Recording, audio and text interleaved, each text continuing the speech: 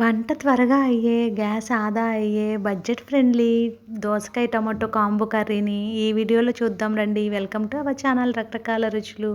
2 ఉల్లిపాయలు, 2 పచ్చిమిరపకాయలు, 4 టమాటోలు, అలాగే 2 దోసకాయలని ముక్కలుగా కట్ చేసుకొని పక్కన పెట్టుకోండి. తర్వాత స్టవ్ ఆన్ చేసుకొని ప్రెషర్ కుక్కర్ పెట్టుకొని 2 స్పూన్లు ఆయిల్ వేసుకొని ఆయిల్ హీట్ ఎక్కాక 1 స్పూన్ మినపప్పు, 1 స్పూన్ జీలకర్ర, హాఫ్ స్పూన్ ఆవాలు, అలాగే 1 స్పూను పసుపు వేసుకొని ముందుగా కట్ చేసి పెట్టుకున్న ఉల్లిపాయ ముక్కలను, పచ్చిమిరపకాయ ముక్కలను వేసుకొని గెరెట్‌తో బాగా కలుపుకోండి. బడ్జెట్ ఫ్రెండ్లీ అన్నాను కదా అని టేస్ట్ ఉండదనుకోకండి. చాలా రుచిగా ఉంటుంది. తప్పనిసరిగా ట్రై చేయండి. తర్వాత ముందుగా కట్ చేసి పెట్టుకున్న దోసకాయ ముక్కలను కూడా వేసుకొని మొత్తం మిక్స్ చేసుకొని కొంచెం రుచికి సరిపడినంత ఉప్పుని యాడ్ చేసుకోండి దోసకాయలకి. తర్వాత ముందుగా కట్ చేసి పెట్టుకున్న టమోటా ముక్కలను కూడా వేసుకొని బాగా మిక్స్ చేసుకోండి. ఇందాక దోసకాయ ముక్కలకి సరిపడినంత ఉప్పు వేసాం కాబట్టి ఇప్పుడు కూర రుచికి సరిపడినంత ఉప్పుని యాడ్ చేసుకోండి. ఈ కూర అందరూ రెగ్యులర్గా చేసేదైనా కానీ ఇప్పుడు నేను యాడ్ చేసే పొడుల వలన కూరకు మంచి రుచి వస్తుంది. తప్పనిసరిగా వీడియో చివరి వరకు చూసి ట్రై చేయండి.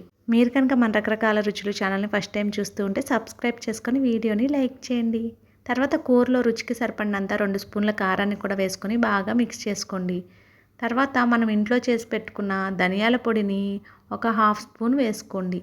అలాగే పావు టీ స్పూను జీలకర్ర పొడిని యాడ్ చేసుకోండి. ఈ పొడులన్నీ వేసుకొని బాగా మిక్స్ అయ్యేంత వరకు కలుపుకొని ప్రెషర్ కుక్కర్ మూత పెట్టుకొని ఒక విజిల్ వచ్చేంత వరకు ఉడికించుకోండి, సరిపోతుంది.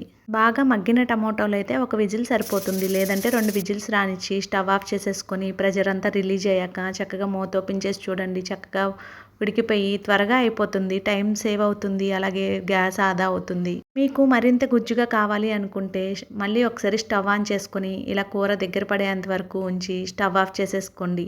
అంతేనండి, ఎంతో రుచికరమైన దోసకాయ టమాటో గుజ్జు కూర రెడీ అయిపోతుంది. వీడియో నచ్చితే కనుక లైక్ చేసి సబ్స్క్రైబ్ చేసుకోండి. Thank you.